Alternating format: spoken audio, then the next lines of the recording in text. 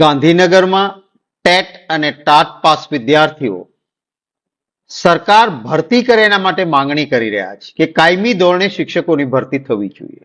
લોકશાહી વ્યવસ્થામાં માંગણી કરવાનો, રેલી કાઢવાનો, આંદોલન શાંતિપૂર્ણ કરવાનો એ બંધારણીય અધિકાર છે. મને અત્યંત દુઃખ છે કે આપણા ગુજરાતના એ યુવા સાથીઓ જેને ટેટ અને ટાટની પરીક્ષા પાસ કરી છે અને જેઓની માંગણી છે કે અમારી કાયમી ધોરણે શિક્ષકો તરીકેની ભરતી થવી જોઈએ. સામા પક્ષે સરકારમાં પુષ્કળ શિક્ષકોની જગ્યાઓ ખાલી છે. કોઈ જ્ઞાન સહાયક કે ટેમ્પરરી શિક્ષકથી ના તો શિક્ષકને સંતોષ મળે, ના ભણનાર વિદ્યાર્થીઓને સંતોષ મળી શકે. એક વ્યાજબી માંગણી કે ભાઈ ટાટ અને ટેટ પાસ થયેલા વિદ્યાર્થીઓની કે અમને કાયમી શિક્ષક તરીકે ભરતી કરો. ચૂંટણી પહેલા આજ સરકારે, કારણ કે મતો લેવાના હતા એટલે વાત કરી હતી કે 15 જૂન સુધીમાં આ બધી ભરતીઓ કરી દઈશું. હવે 15 જૂનના બદલે આજે 18 જૂન થઈ તો આ યુવાનો માત્ર ગાંધીનગરમાં રજૂઆત કરવા માટે ગયા.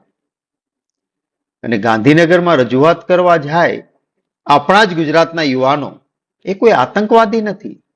આ ધોમ ધકતા તાપમાં દીકરીઓ પણ છે. એમાં કેવી રીતે એની સાથે વર્તાવ કરવામાં આવ્યો છે મેં જોઈ કેટલીક વિડીયો.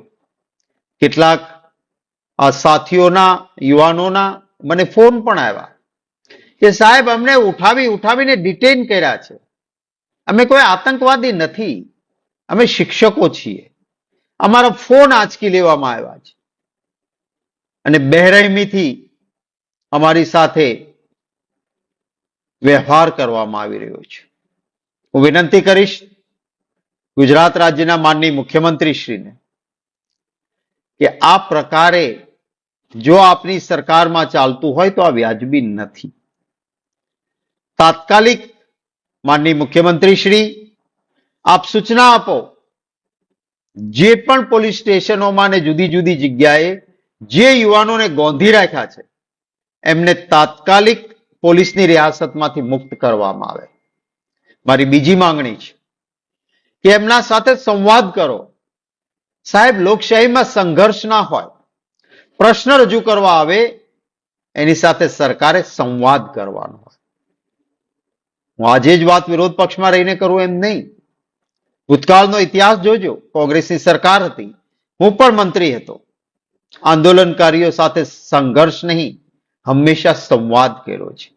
ચ5 સુધી એટલે કે સચિવાલયના મુખ સુધી ઉપવાસ કે આંદોલન કરવા આવનારને આવવા દેવામાં આવતા હતા. એટલું જ નહીં, છાંયડો અને પાણીની વ્યવસ્થા સરકાર કરીને આપતી કે અમારી સામે આંદોલન કરવું હોય તો અમારી એટલી ફરજ છે કે તમને છાંયડો અને પાણી આપીએ. આજે શું કરીએ છીએ આપણે ગાંધીનગરમાં?